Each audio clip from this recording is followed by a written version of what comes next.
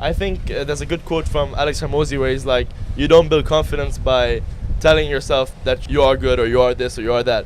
You get confidence by having a stack of, what does he say? A stack of times where you've proven to yourself that you are that type of person. Mm-hmm. So I guess by the actions that you do daily, you're forming your identity in your mind of who you are as a person. And then it's like a reciprocal feedback loop, because the actions you do decides your identity, but your identity decides the actions you do. So if you work on doing the actions in the beginning, once the identity is formed, you no longer have to rely on your willpower anymore. It's no longer a struggle. When the time hits 5 a.m. and your alarm goes off, you no longer have to push yourself out of bed. Your brain knows it's go time, because that's who you think you are as a person. What about you? As a man thinketh, so is he. Yeah. If you think it, bro, that's the reality of your life. So if you think you're a failure, if you think you're a loser, if you think you are designed to live in a cubicle, then that will be the reality of your life.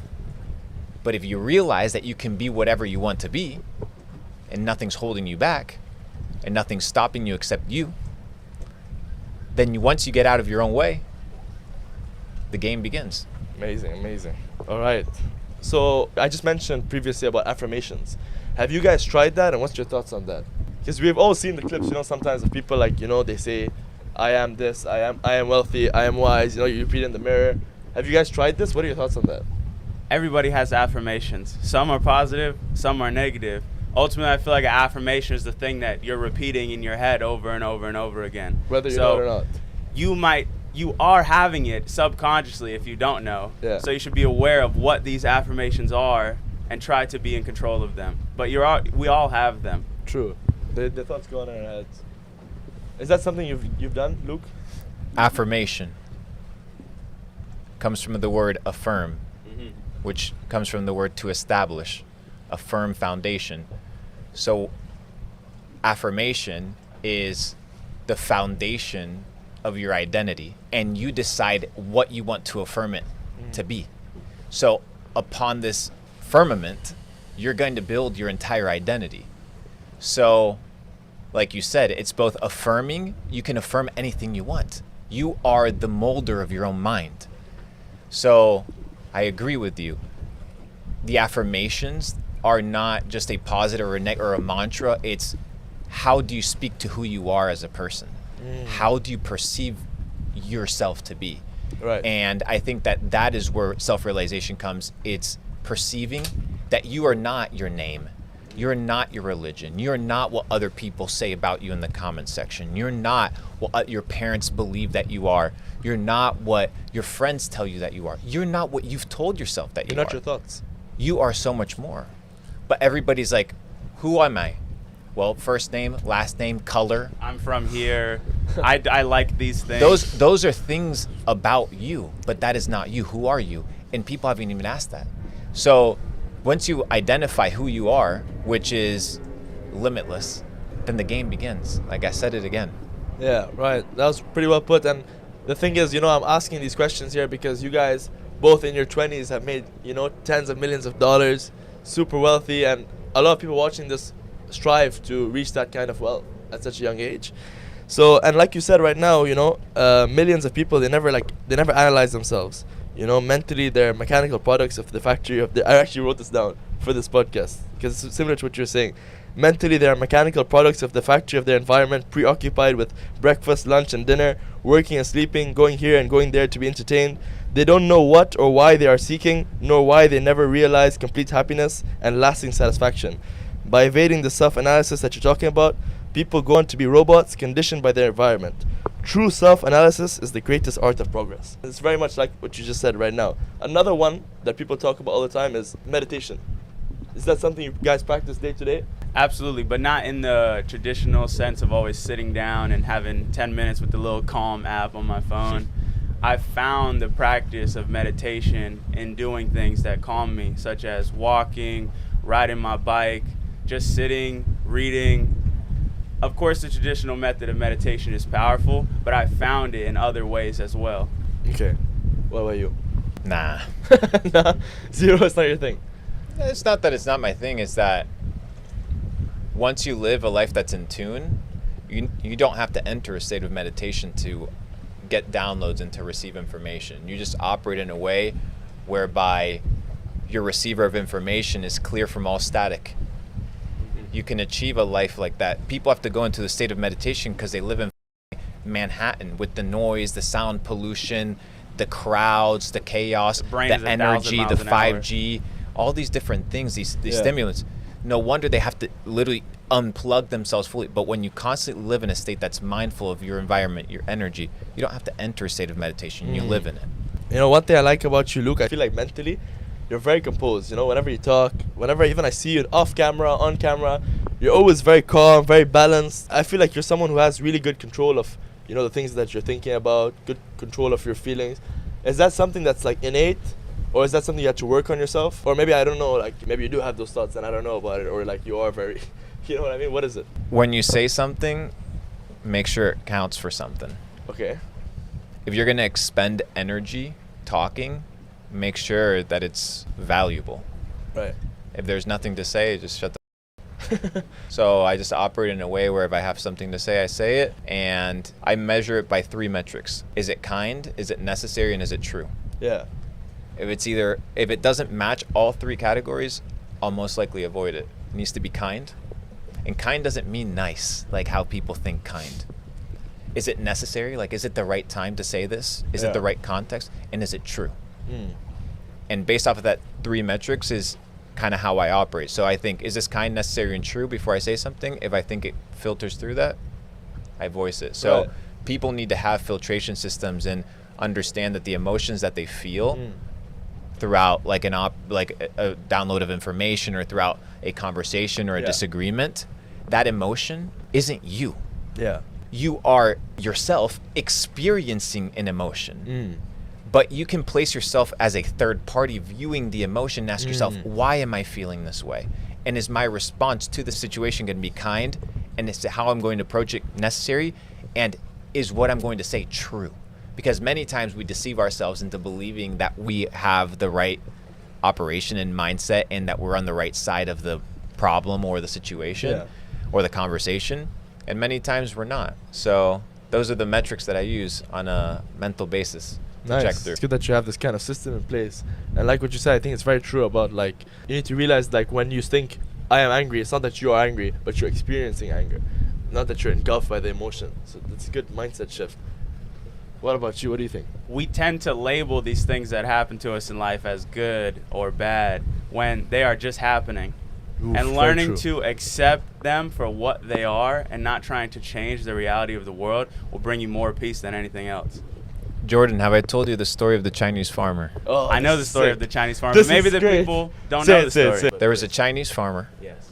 And he had his position in the village, normal guy, had a family, had his cattle, and he had a horse that he loved. One day, the horse runs away. All the neighbors come, sad, hey, I'm so sorry that your horse was lost. It's such a terrible thing. And he said, I don't know if it's a terrible thing. We'll see tomorrow. Yeah. The next day, the son arrives, riding in the horse. Everybody's like, oh, this is so great. My son was able to find the horse. This was an incredible situation. He's like, I don't know if it's an incredible situation. We'll tell tomorrow. The next day, the son is riding the horse that was found. That was a blessing. And he falls and he breaks his back. Everybody comes, I'm so sorry. I can't believe this is bad luck. I can't believe you got the horse. This shouldn't have happened. I don't know if it's bad luck. We'll find out tomorrow.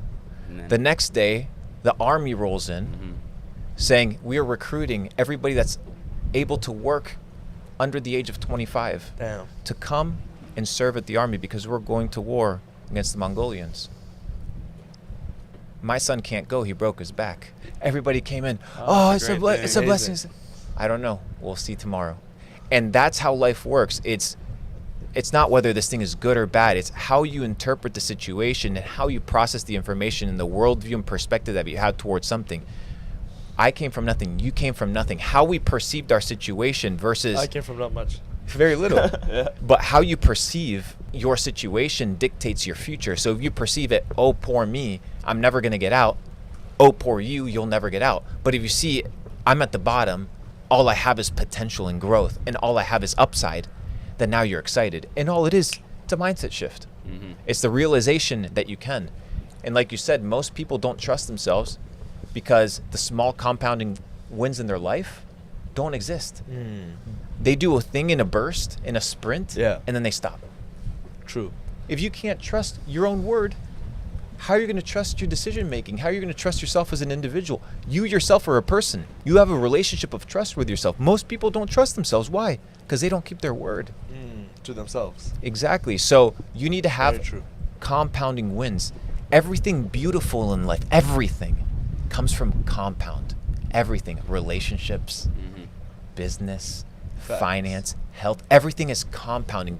You don't want the burst and then to disappear into oblivion because you burnt out or things went south. Consistency. You want to grow. Consistency compounds, and when you realize that, it's next level, bro. Life becomes more enjoyable because you're doing things. You become successful, bro. Yes. We have real life proof. Yeah, that's right.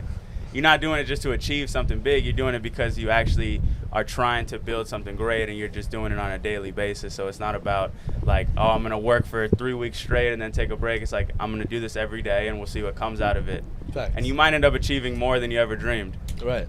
And I think as well, if you really think about your work sometimes as just looking at the output of it, you might get discouraged because you feel like, I've been doing this 3 weeks, I've not seen any results, or I've been doing this 1 month, 2 months, 3 months. But I think years even sometimes. And I think it's important to realize that the work you do, although it may not be increasing the output, it's increasing your ability to do that work. So you're increasing that good trait that you have in yourself, that you're able to follow your routine, do that work. You're still improving. You know what I've come to realize? Most people don't know the seeds that they plant. Let me explain. If I give you an apple seed, yes, and I tell you to plant it, what do you know will come from it? An apple tree. You know it because I gave you an apple seed. So the question is, what if you could control and understand the seeds that you plant, therefore know the outcome? Okay. The Bible says it. You shall know them by what? Their fruits. So what is the evidence, right, as to how you operate in the things that you want? You are able to calculate the outcome of your life based off of understanding the seeds that you're inputting. Let me give you a very basic example. Most people here that are watching, they don't know anything about their taxes. They haven't even stopped to think about it, right? They don't understand how taxes are filed, what taxes you owe. They rely on what? An accountant. They rely on a third party to tell them the truth, right? So once you understand that you have to be self-actualized and autonomous, you begin to take life seriously. And I've come to realize that people haven't unlocked that. They're extremely dependent on others. And once shit hits the fan, there's nobody to count on except you and your own skill sets. So it's a wake-up call. That's crazy and very true, honestly. What do you think is the purpose of this life? Why have we been created? It's a question that I'm still trying to answer. But for me, I find at this stage of my life, my purpose is to try to become the greatest version of myself so that I can inspire the people around me. To become the greatest version of and the people that I themselves. come in contact with. And just to be here is the purpose itself. Maybe there is no deeper goal because let's say you make $1 billion, let's say you become super famous, you can't take it with you. True. So why not just be here and enjoy the ride and try to reach your fullest potential on this planet? And maybe you can impact the next generation on their journey as well. Thanks. But what else is there? Is it to be famous, make money? I don't think so. This is a journey. Like you said, be here in the journey. Because the destination, we know, it doesn't bring all the happiness. It's about the journey. Yeah, exactly. What do you think, dude? It's about the present moment. Yeah. It's all we have. There is no journey. Because the past, or how we imagine it to be, or how we conjure it to be, is just imaginary. It's a perception of reality of the past that is skewed by emotions, it's skewed by perceptions. Facts. It's not reality. The future, most people live in what? A dystopian future. Shit's gonna go wrong. I'm gonna go broke. So they live in anxiety. The ones that live in the past live depressed because they're thinking about all the shit that they missed. The ones in the future are anxious. Because they can't control it. Yeah. The ones that are right here, right now, understand that there's no timeline. There's like this right now. I could be doing anything in the world right now, but I chose to be here right now because this is what I've chosen to be the most important thing. So what I've come to realize is the most important thing for me is to develop myself. The more I develop, the more I understand, the more data sets I acquire, the better understanding I'm going to have as to how the world works. I'm in no place to give opinions as to this. Bro, I'm here to explore, here to be a student, and here to be taught. Nice. That's it. I'm not here to give opinions. I'm not an expert of nothing, brother. And based off of that, you live a free life because you know you're not accountable to anybody except God. So you operate really, really smoothly. That was very well put, man. And this is the calmness that I'm talking about. Like these thoughts, is this something that was innate in you, or is this something you had to work on to reach this level of peace? I don't know. Self-development. Just pick up some books. Most people have the language skill of a 6-year-old.